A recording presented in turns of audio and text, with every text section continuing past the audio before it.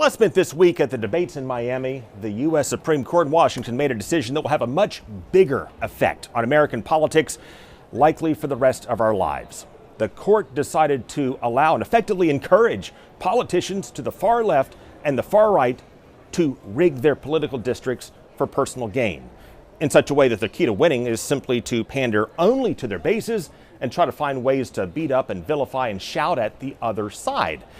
Whether or not you agree with the legal reasoning of this ruling, the outcome of this will be American politics at its worst. You will see more antics, you will see more gridlock, and you will see more shouting back and forth, and the continuing collapse of civil discourse in America, which is already a problem for this country, which you will see, for example, in the streets of Miami, where you find the protesters protesting the protesters. The political discourse it's no good. People just seem to be yelling past each other.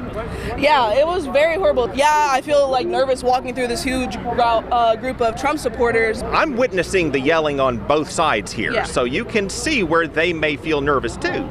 Yeah, I can see that. What were you saying to the lady who just came by? That she's a fascist because she wants... The lady who came by is a fascist?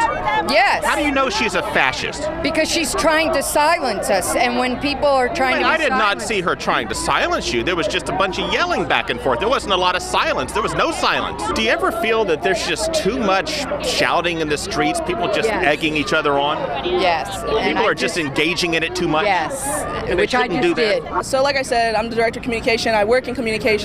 So obviously I love the media. I love the news. I don't really watch the news. I get all my updates through Twitter. Wait a minute. Might that be part of the problem?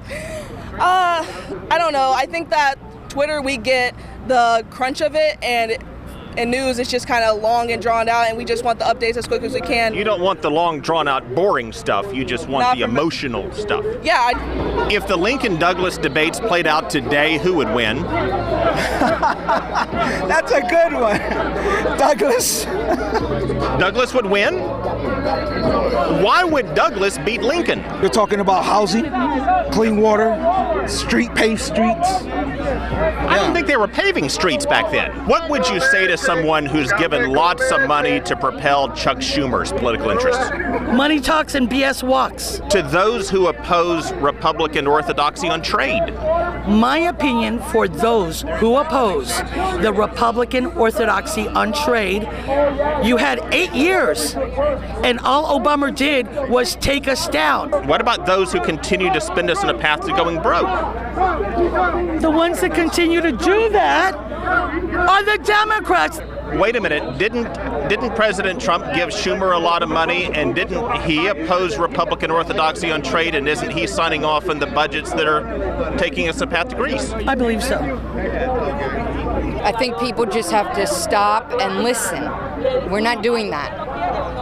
And how do we... Everybody's getting upset, and then you feel like your voice isn't heard, so you have to respond in the same way to get your voice heard. How can we fix that? I'm not sure I have the answer to that. Well, in the coming weeks, we will continue to give this problem the time and attention that it deserves, and look for ways to work toward solutions that all come down to money, power, and politics.